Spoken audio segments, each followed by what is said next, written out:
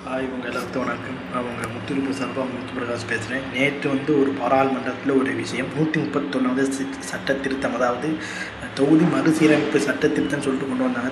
இந்தியாவில் இருக்கக்கூடிய மக்களவை தொகுதியை 850 உயர்த்தக்கூடிய ஒரு மசோதா. அதில் 280 பெண்கள், அதாவது 33% அடிப்படையில் பெண்களுக்குன்னு சொல்லிக்கிட்டு ஒரு மசோதா.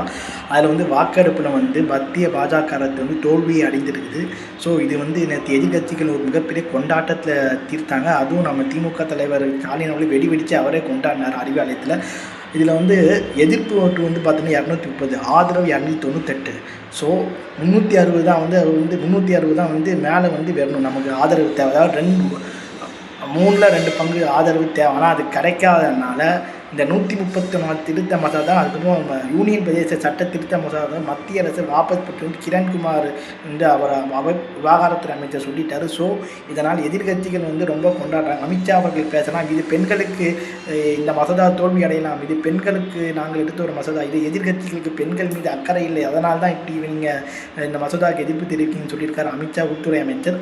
ஸோ இது தோல்வி அடையணும்னு எல்லாத்துக்கும் 2 பேத்துக்குமே தெரியும். ஏன்னா எல்லோரும் என்ன சொல்கிறாங்கன்னா, அதாவது பீமாரம்னு சொல்லுவாங்க, அதாவது பீகார், மத்திய பிரதேஷ், உத்தரப்பிரதேசம்பாங்க, அதாவது ராஜஸ்தான். இங்கே அதிகமான எம்பி சீட்டு கிடைச்சா அதை வச்சு அவங்க ரூல் பண்ணிடுவாங்க. அதாவது ஹிந்தி பேசக்கூடிய மக்களுடைய இது அந்த பீகார், உத்தரப்பிரதேஷ், அதுக்கப்புறம் ராஜஸ்தான், மத்திய பிரதேஷ். ஸோ இதை வச்சுட்டு அவங்க இங்கே தொகுதி இன்க்ரீஸ் பண்ணிவிட்டு அவங்க பிடிச்சிடலான்னாக்கா, இந்தியாவை பிடிச்சிடலான்னு சொல்லிட்டு ஒரு இதில் இருந்தாங்க. இதனால் ஹிந்தி பேசக்கூடிய மாநிலங்கள் இதனால் ஹிந்தி பேசாத மாநிலங்கள், ஹிந்தி பேசும் மாநிலங்களுக்கு அடிமை, அவங்க நினைக்க தான் இந்தியாவிலே நடக்கும். ஸோ அவங்கள ஒரு அடிமைத்தனத்தை தான் இந்த மசோதா கொண்டு போச்சுன்னு எல்லாரும் சொன்னாங்க.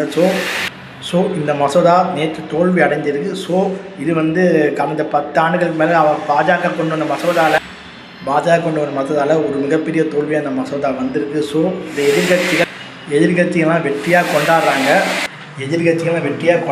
இந்தியாவோட ஒருமைப்பாட்டு இவங்க அடிக்க பார்க்குறாங்க, அது நாங்கள் வெற்றி பெற்றோம்னு சொல்லிட்டு எதிர்கட்சிகள் வாதம் வைக்கிறாங்க. ஸோ இதை நீங்கள் எப்படி